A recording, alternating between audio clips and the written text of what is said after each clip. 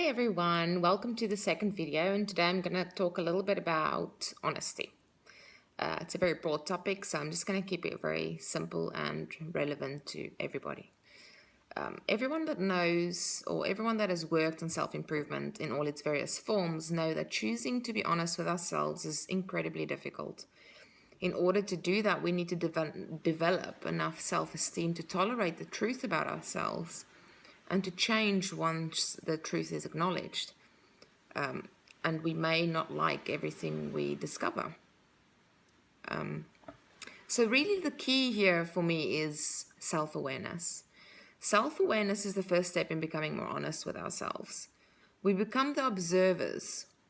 And it is important to do this without judgment or criticism. I mean, it's already hard enough being honest when you observe yourself. So then adding judgment and criticism is really not going to get you anywhere that you want to go. So just observe. As we observe, we need to pay close attention to our emotions, our behavior and thoughts, because the way that we feel, act and think is a direct reflection of who we are in some way or another. This is not easy stuff. That's why so very few people choose to go this way. Quick fixes and smoothing out the surface is far more popular today when it comes to almost anything. But that doesn't last, and you will keep returning to this point each and every time until you choose to go inward and self-reflect and actually do the work, because there is work to be done. So how can you start to increase your self-awareness right now where you are? Firstly, whenever you have a strong emotional reaction or response to something, pause.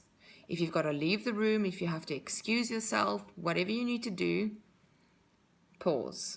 Ask yourself, what am I feeling? Where am I feeling it? What is causing this emotion inside of me?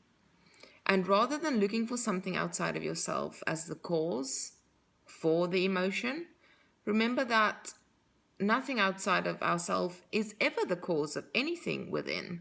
It is simply a trigger that triggers our awareness of what is already inside of us and what is usually being suppressed, denied, or avoided.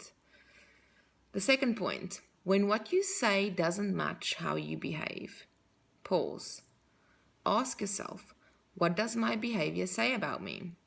Why am I acting this way? What underlying emotional pain is this behavior reflecting? What is it that I don't want to feel here? Now, it's important to really pay attention to these questions and be honest with yourself.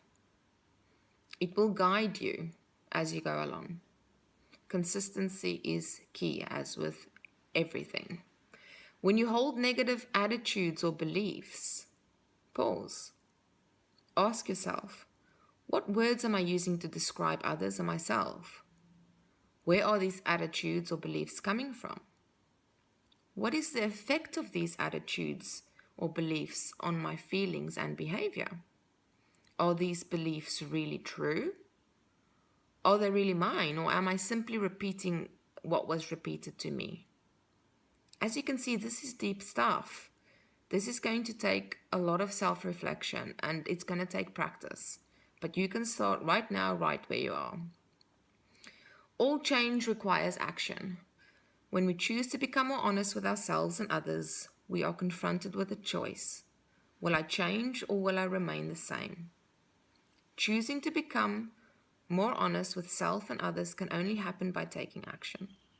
When confronted with the difficult truths about ourselves, we must push ourselves to change in ways that will ultimately lead us to living more truly fulfilling lives and becoming better versions of ourselves in the process. I mean, that is really key, isn't it? You know the saying, with great power comes great responsibility.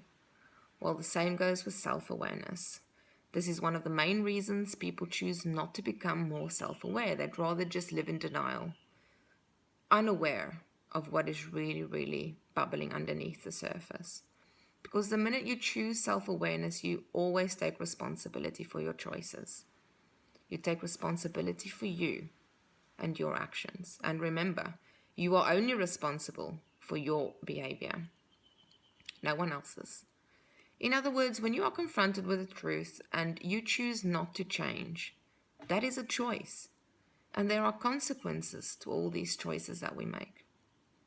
Acknowledging something negative about yourself and then choosing not to change it will lead you to having to pay the price of knowing that there is a problem and doing nothing about it. And that can only be your own fault. That removes the blame game altogether. Our choices can now hurt us because we know better. So as you can see, once again, taking responsibility for ourselves are key.